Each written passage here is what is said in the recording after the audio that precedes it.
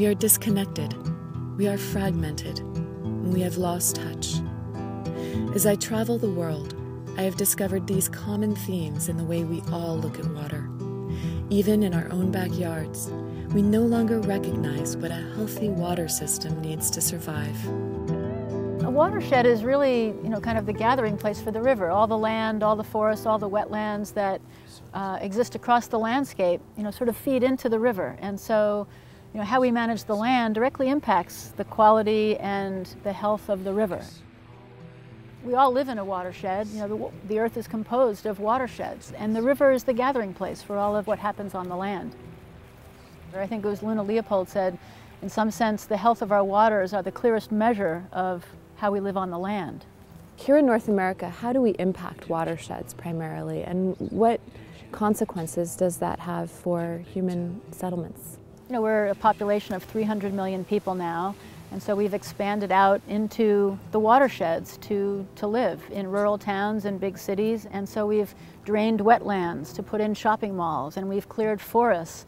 And so all of that work of nature that we rely on for clean water is going away. And as a consequence, the quality and reliability of the water supply begins to diminish.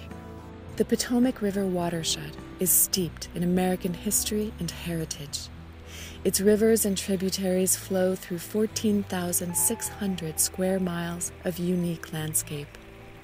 From high in the forests of the Appalachian Mountains, its purified waters wind down over great falls, through spectacular rapids, past our nation's capital, and out into the Chesapeake Bay. The most free-flowing of the eastern United States' large rivers, the Potomac truly is our nation's river. Yet despite its wild beauty, this river was not so long ago declared a national disgrace. And today, the Potomac barely sits on the edge of recovery. I took a journey through its mighty rapids and found that sometimes it takes an apparently pristine river to show us that water systems in crisis are all around us.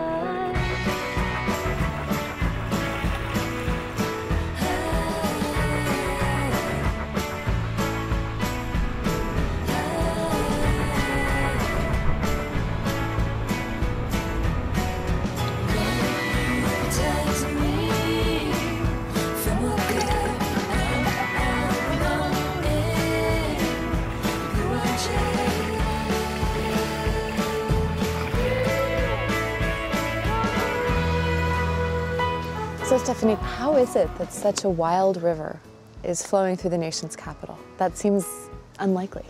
A lot of people consider the Potomac the wildest urban river, and we're really fortunate on that front. There have been different large dams proposed over the last 60, 70 years, and fortunately, they didn't get built. And we benefit from that because we have a river with a really wild and intact, naturally variable flow regime.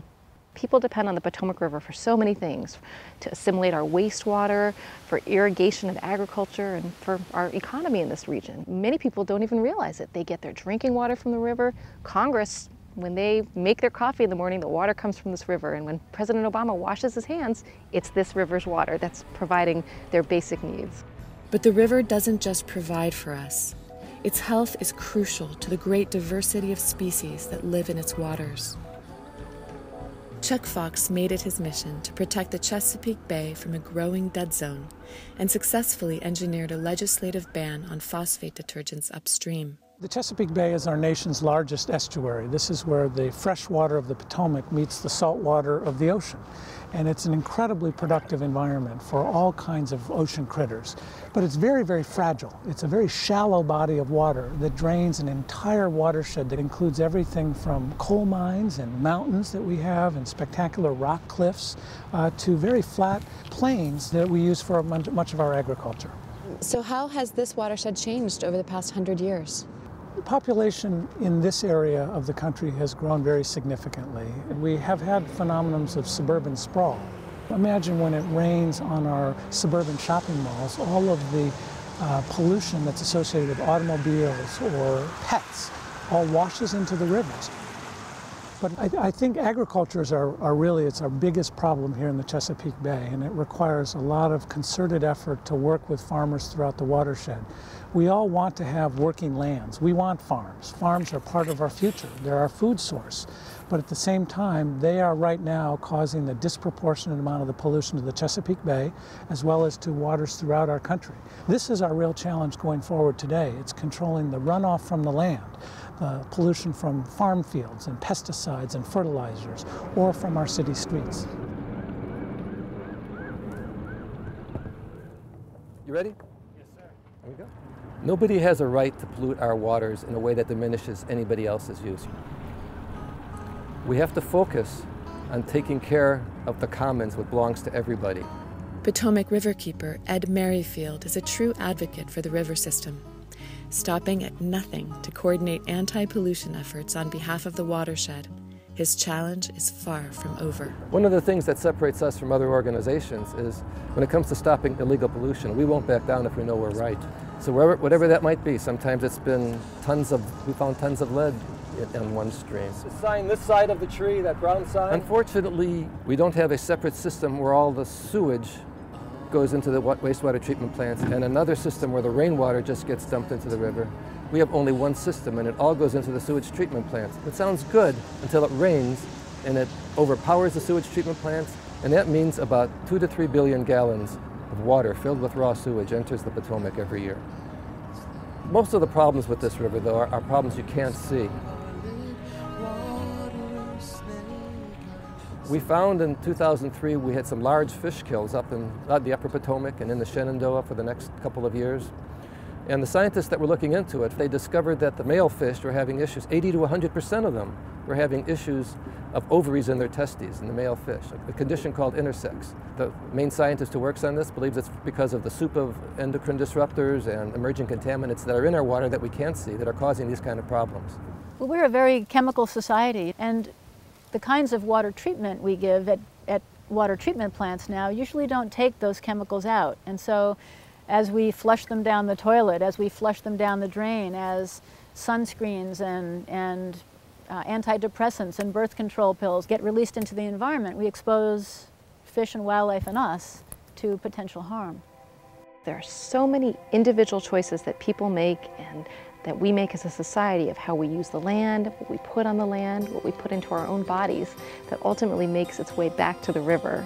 The good news is there's lots of solutions to solve the runoff pollution problem. We can install what we call rain barrels at our homes. We can reduce the amount of fertilizers that we use on our lawns and reduce the runoff from that.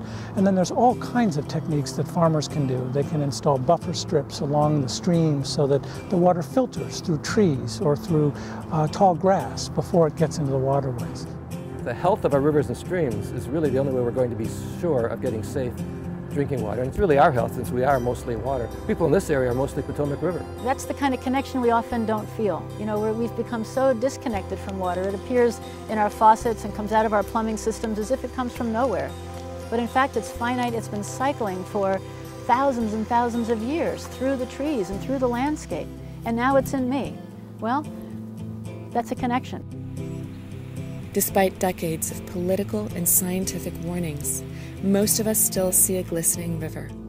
Yet the Potomac watershed is on the edge. Once the tipping point is passed, who knows if it can recover? We have a choice to save our watersheds from the worst damages of development, and we can affect change. The urban landscape, the farming landscape, and the wild landscape are all part of the same water system. And it takes all of us to ensure it endures into our future.